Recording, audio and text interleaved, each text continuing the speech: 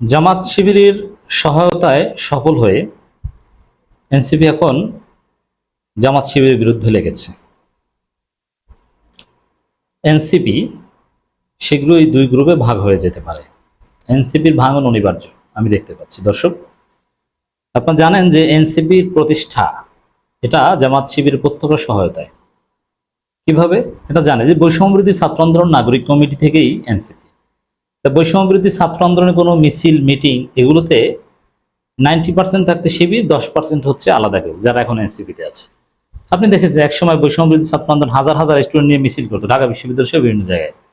যে মিছিলে 1000 লোক হতো এখন 100 জন লোক হয় না। তো কি বোঝা গেল? আচ্ছা করেন না, একটু প্রমাণ দেখান না। যখন পর্যন্ত নতুন এই ছাত্র সংসদ বা এনসিপি প্রতিষ্ঠিত না হয়েছে, জাস্ট যতদিন পর্যন্ত শুধু বৈষম্যবিরোধী ছাত্র আন্দোলন এবং নাগরিক কমিটি ছিল, তখনকার সময়ে তাদের মিছিলে কত লোক হতো আর এখন কত লোক হয়? এই যে বাইতুল মোকাররমের সামনে একটা সমাবেশ করেছে, কত লোক হয়েছে? এর মানে নাগরিক কমিটি কিংবা বৈষম্যবিরোধী ছাত্র আন্দোলন যতদিন পর্যন্ত শিবিরের সাথে ছিল তখন হাজার হাজার লোক হতো, তারপর আর লোক হয় না। এদের উত্থান পথচলা, এমনকি আন্দোলনের সময় বৈষম্যবিরোধী ছাত্র আন্দোলনের সমন্বয় তো বেশিরভাগই শিবির ছিল। এরপরে নাগরিক কমিটি মোটামুটি যে সংগঠিত করেছে সব সাবেক শিবির। এরপরে এনসিপি গঠিত হয়েছে। এরপর সর্বশেষ যে আন্দোলনটা করলো আওয়ামী লীগ নিষিদ্ধের দাবিতে আন্দোলন, সেখানে 70% ছিল জামাত শিবির, 10% ছিল চরমোনাই, আর বাকি 5% বা 10% ছিল এনসিপির লোকজন। আর যদিও এটা এনসিপির কোনো যৌথ সাংগঠনিক উদ্যোগ ছিল না, এটা হাসনাত আবদুল্লাহর মূল গাড়ি। তা এখন সফল হয়েছে, আওয়ামী লীগ নিষিদ্ধের দাবি আদায় হয়েছে। 70% এফোর্ট ছিল জামাত শিবিরের, এখন এসে জামাত শিবিরের বিরুদ্ধে লেগেছে। মানে এই যে এনসিপির চরিত্র, এতে এনসিপির মধ্যেও তীব্র ক্ষোভ বিরাজ করছে। এনসিপির অনেক নেতারা মাহফুজ আলমের বিরুদ্ধে ফেসবুক পোস্ট দিচ্ছে, আবার কেউ কেউ মাহফুজকে ডিফেন্ড করছে। মানে এনসিপির মধ্যে একটা মতবিরোধ স্পষ্ট। এনসিপি তো ভাঙন আগেই ঘটেছে, যেমন এই যে একটা কি গঠিত হয়েছে না, আপ বাংলাদেশ নাকি, ওটাই তো এনসিপির ভাঙনের একটা ফল।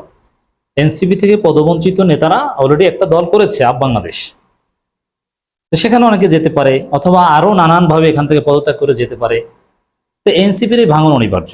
তা আদর্শিক কারণে বা নানান কারণে, বা এনসিপির একটা অংশ ভারতীয় ন্যারেটিভ গ্রহণ করছে, এটা তরুণরা স্বাভাবিকভাবে মানতে পারছে না বা মানতে পারবে না। তো এই জায়গাগুলোতে এনসিপিকে বিভক্ত করবে আমি লক্ষ্য করছি। দর্শক, এনসিপির একটা স্টেটমেন্ট 12 মে যেটা তারা দিয়েছে, যে স্টেটমেন্টে এনসিপি স্পষ্টভাবে জামাত শিবিরকে আওয়ামী স্টাইলে কাঠগড়ায় দাঁড় করিয়েছে, যেটা হাস্যকর। 71 সালে জামাতের অবস্থান স্পষ্ট করতে হবে, কথা তারা বলছে। 71 নিয়ে জামাতের অবস্থান কত হাজারবার স্পষ্ট করেছে, এখন আবার বলছে স্পষ্ট করতে হবে। মানে ওই আওয়ামী রাজনীতি, ভারতীয় রাজনীতি। এখন যে দলটা 24-এর অভ্যুত্থানের উপর ভিত্তি করে দাঁড়িয়েছে, যেই তরুণদের উৎপত্তি হয়েছে তুমি কে আমি কে রাজাকার রাজাকার স্লোগান দিয়ে, হাসিনার রাজাকার ট্যাগের বিরুদ্ধে দাঁড়িয়ে যাদের প্রতিষ্ঠা, তারা এখন জামাতকে সে রাজাকার ট্যাগ দিচ্ছে। জামাতকে নাকি ক্লিয়ার করতে হবে যে তারা 71 নিয়ে তাদের অবস্থান কি, কত হাজারবার ক্লিয়ার করেছে। আমি একটু ক্লিয়ার করে দিই, আবার বলে দিই।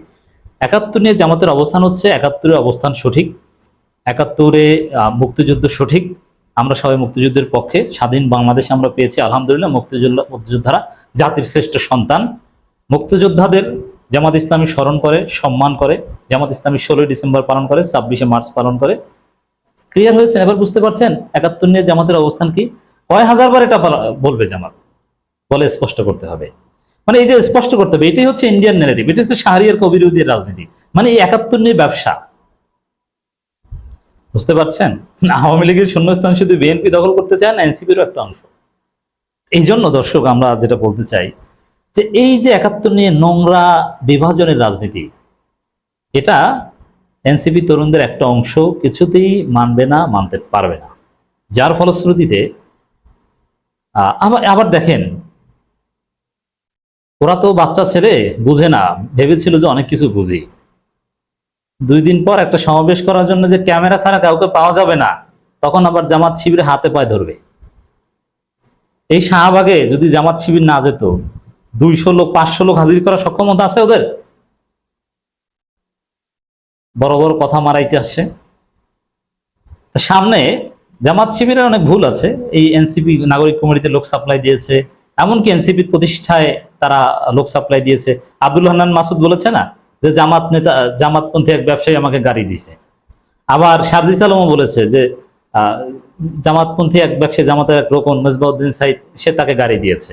এই যে এদেরকে সহায়তা করে, এর ফল এখন এইটা। এখন এরা শাহরিয়ার কবিরের ন্যারেটিভ নিয়ে এসেছে রাজনীতিতে জামাতকে ঘায়েল করতে।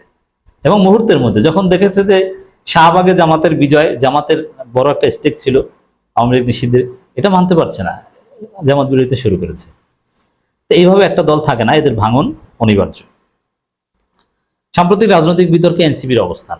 এখন দেখেন, এই বিবৃতি যিনি দিয়েছেন তিনিও সাবেক শিবির। সাবেক শিবিরদের খেলা বাংলাদেশ এখন আমরা এনজয় করছি। আমরা গভীর উদ্বেগের সাথে লক্ষ্য করছি আওয়ামী লীগকে সন্ত্রাসী সংগঠন ঘোষণা করে নিষিদ্ধ করা, আন্তর্জাতিক অপরাধ ট্রাইব্যুনালের আইনে আওয়ামী লীগের দলগত বিচারের বিধান যুক্ত করা এবং জুলাইয়ের ঘোষণাপত্র জারি করার দাবিতে ফেসিবাদ বিরোধী ছাত্র জনতার আন্দোলনে বিভিন্ন রাজনৈতিক দল, মত, পক্ষ এবং সাধারণ ছাত্র জনতা স্বতঃস্ফূর্তভাবে অংশগ্রহণ করলেও একটি পক্ষ সচেতনভাবে দলীয় স্লোগান এবং বাংলাদেশের জনগণের ঐতিহাসিক সংগ্রাম বিরোধী স্লোগান দিয়েছে, যা জুলাই পরবর্তী সময়ে সাম্প্রতিক আন্দোলনে ওই জাতীয় ঐক্য নবায়নের সুবর্ণ সুযোগ সৃষ্টিতে ব্যাঘাত ঘটিয়েছে। এর মানে জামাতকে এখন জাতীয় ঐক্য বিরোধী বলছে। চিন্তা করছেন এনসিপি রাজনীতি কোন পর্যায়ে চলে গেছে? এর জবাব আমি একটাই দেব, সামনে কোনো সমাবেশ করা প্রয়োজন হোক, ক্যামেরা ছাড়া তোমরা লোক পাবে না। জামাত যদি সাংগঠনিক সিদ্ধান্ত নেয় যে আমরা লোক সাপ্লাই দিব না, ক্যামেরা ছাড়া লোক পাওয়া যাবে না, আর স্টেজে কিছু লোক পাওয়া যাবে। এদের পক্ষে এখন পর্যন্ত কিছুই না। জামাত হচ্ছে সূর্য আর এনসিপি হচ্ছে চাঁদ। সূর্য আলো দেওয়া বন্ধ করলে তোমরা ধৈঞ্চা। লিখে রাখো, আমি বলে দিলাম, চ্যালেঞ্জ দিলাম, কেউ নাই। এগুলো বলতাম না, কিন্তু বলতে বাধ্য হচ্ছে। দর্শক, এখন আমি নিজে শুনে এসেছি জামাত শিবির স্লোগান এটা হয়েছে শাহবাগে, কিন্তু সেটা আবেগী অনেকে দিয়েছে। পর মুহূর্তের মধ্যেই জামাতের শিবিরের শীর্ষ নেতারা বলে দিয়েছেন এই ধরনের স্লোগান আর হবে না, আমরা কঠোরভাবে এটা নিয়ন্ত্রণ করব। আর সেটাকে বলছি উদ্দেশ্যমূলকভাবে।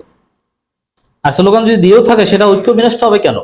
জামাতের লোক জামাতের স্লোগান দিয়েছে, তাতে কি আওয়ামী লীগ নিষিদ্ধ তো চেয়েছে? তোমাদের বিরুদ্ধে তো আর স্লোগান দেয়নি। জামাতের স্লোগান দেয়া কি হারাম? এটা উচিত হয়নি সামগ্রিকভাবে, যেহেতু একটা সবার প্ল্যাটফর্ম। তারপর ওখানে জামাত শিবির স্লোগান দিয়েছে, তো কি হয়েছে এমন? এগুলো কোনো কথা না। ওরা এনসিপির একটা অংশ রয়ের খপ্পরে পড়েছে মনে হচ্ছে, কিন্তু বুঝবে মজা কিছুদিন পরে কর্মসূচি দেওয়ার প্রয়োজন হলেই ওদের চালাকে শেষ হয়ে যাবে। আমরা দ্ব্যর্থহীনভাবে বলছি, জাতীয় নাগরিক পার্টি এনসিপির কোনো সদস্য সাম্প্রতিক আন্দোলনে দলীয় স্লোগান কিংবা এই জনপদের মানুষের সংগ্রাম ও ইতিহাস বিরোধী কোনো স্লোগান দেয়নি। ফলে যেসব আপত্তিকর স্লোগান নিয়ে জনমনে প্রশ্ন উঠছে তার দায়িত্ব সংশ্লিষ্ট পক্ষকেই বহন করতে হবে। এনসিপি এর সাথে জড়ানো সম্পূর্ণ অহেতুক এবং অনাকাঙ্ক্ষিত। না, এখানে বাংলাদেশ বিরোধী কোনো স্লোগান দেওয়া হয়নি, এগুলো ভুয়া কথা। কিসের, কোনটা বাংলাদেশ বিরোধী স্লোগান? ফাজলামি। গোলাম আজমের বাংলায়, এটা কি এটা বাংলাদেশ বিরোধী স্লোগান? গোলাম আজম কি বাংলার না? আদালত তাকে নাগরিকত্ব দিয়েছে না? বরং এনসিপি সদস্যদের বক্তৃতা স্লোগানে জনপদের মানুষের ঐতিহাসিক সংগ্রামের অধ্যায় সমূহ তথা 1947, 71 এবং 2024-এর প্রতিফলন ছিল। আমরা আরো লক্ষ্য করছি আন্দোলনকারীরা জাতীয় সঙ্গীত পরিবেশনের সময় একটি পক্ষ আপত্তি জানালো আরো দৃঢ়তার সাথে জাতীয় সঙ্গীত পরিবেশন করে। কি আপত্তি করে? জাতীয় সঙ্গীত নিয়ে কোনো আপত্তি? আর জাতীয় সঙ্গীতের বিরুদ্ধে বলা যাবে না, এটা আপনার কেমন রাজনীতি? এদেরও তো একটা ফেসিবাদী এলিমেন্ট। এই জাতীয় সঙ্গীত আমি মানি না, কোনো সমস্যা আছে? জাতীয় সঙ্গীত পরিবর্তন করতে হবে, এটা কি আমি বলতে পারি না? মানে এইটা তো আওয়ামী রাজনীতি, যে এগুলোর বিরুদ্ধে বলা যাবে না, রটার সঙ্গীতের বিরুদ্ধে বলা যাবে না। এই আওয়ামী রাজনীতি, ইন্ডিয়ান রাজনীতি নিয়ে এসেছে এনসিপি। আবার 71-এর ওই 71-কে বলতে হচ্ছে, আর 71-কে তো জামাতও ধারণ করে। জাতীয় নাগরিক পার্টি এনসিপি মনে করে বাংলাদেশ মানুষের ঐতিহাসিক সংগ্রামের অধ্যায়সমূহ, এটা তো বললাম, এবং 1971 এই জনপদের মানুষের জনযুদ্ধের বিরুদ্ধে অবস্থান গ্রহণ করেছিল এবং যাদের বিরুদ্ধে গণহত্যার সহযোগিতার অভিযোগ রয়েছে, আমরা চাই তারা নিজেদের সুস্পষ্ট রাজনৈতিক অবস্থান জাতির সামনে ব্যাখ্যা করে জাতীয় সমঝোতা ঐক্যকে সুদৃঢ় করবে এবং 24শে গণঅভ্যুত্থানে জন আকাঙ্ক্ষাকে বাস্তবায়ন সহযোগী হবে। তো এদেরকে শিবির লালন পালন করে, জামাত লালন পালন করে নেতা বানিয়েছে, আর এখন এরা বিবৃতি দেয় জামাতকে 71-এর অবস্থান ক্লারিফাই করতে হবে। ওরে বাবা, তুমি তো জানো না, তুমি তো বাচ্চা ছেলে। জামাত কত হাজারবার 71-এর অবস্থান ক্লারিফাই করেছে।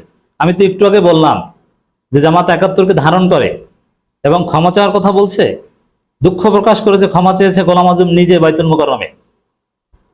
এটা নিয়ে রাজনীতি করছি। বিগত ফেসিবাদ জমানায় নির্যাতিত নিপীড়িত হয়ে বাংলাদেশে গণতান্ত্রিক উত্তরণের পথ বাংলাদেশের নাগরিকের পক্ষে 24-এর গণঅভ্যুত্থানে যারা ভূমিকা পালন করেছে, নতুন বাংলাদেশ বিনির্মাণে তাদেরকে আবশ্যিকভাবে বাংলাদেশপন্থী ভূমিকা পালন করে যেতে হবে। মানে এটি যে মানে কি বোঝাচ্ছে যে বাংলাদেশপন্থী না, অবশ্যই এরা সবাই বাংলাদেশপন্থী। এই বিভাজনের রাজনীতি এরা করছে। এনসিপি মনে করে কোনো রাজনৈতিক দল বা পক্ষের পূর্বেকার রাজনৈতিক অবস্থান বা আদর্শের কারণে ইতিপূর্বে বিভাজন অনৈক্যের রাজনীতির সূত্রপাত ঘটলে সংশ্লিষ্ট দল বা পক্ষের দায় রয়েছে। বাংলাদেশের মানুষের সামনে নিজেদের সুস্পষ্ট অবস্থান ব্যাখ্যা করে জাতীয় ঐক্যের পথে হাঁটার, বাংলাদেশের জনগণের মধ্যকার বৃহত্তর ঐক্যের মধ্যেই কেবল মুজিববাদকে সামগ্রিকভাবে পরাস্ত করা সম্ভব বলে আমরা মনে করি। বাংলাদেশ জনগণের সুন্দর সমৃদ্ধ ভবিষ্যতের জন্য সকল পক্ষকে দূরদর্শী সিদ্ধান্ত ও দায়িত্বশীল আচরণ আহ্বান জানায় এনসিপি। সালেউদ্দিন সিফাত, সাবেক শিবির যুগ্ম সদস্য সচিব, দপ্তর, জাতীয় নাগরিক পার্টি। তো দর্শক, আসলে এই ইন্ডিয়ান ন্যারেটিভ এনে আওয়ামী লীগ যেরকম জামাতকে রাজনীতি থেকে মাইনাস করতেছিল, এনসিপি জামাতের সহযোগিতায় প্রতিষ্ঠিত হয়ে এখন জামাতকে মাইনাস করার ন্যারেটিভ নেছে। এই যে কথা যে 71 প্রশ্ন অবস্থান ক্লারিফাই করতে হবে, যেটা হাজারবার করেছে, তারপরও আবার এই কথা বাংলাদেশপন্থী হতে হবে, এর মানে জামাত অজিফার মতো জিকির করে যদি ক্ষমা চায়, ক্লারিফাই করে অবস্থান, তারপরও জামাতের বিরুদ্ধেই নোংরা রাজনীতি চলবে। অতএব এটা জামাতকে মাইনাস করার একটা রাজনীতি। এখন জামাত কিভাবে এনসিপিকে এই ফাজলামের জবাব দিবে? আমি মনে করি যে জামাত লোক সাপ্লাই বন্ধ করে দিলে আর টাকা পয়সা দেওয়া বন্ধ করে দিলে, গাড়ি দেওয়া বন্ধ করে দিলে, আর এমনিতেই চুপসে যাবে, ধৈর্য হয়ে যাবে।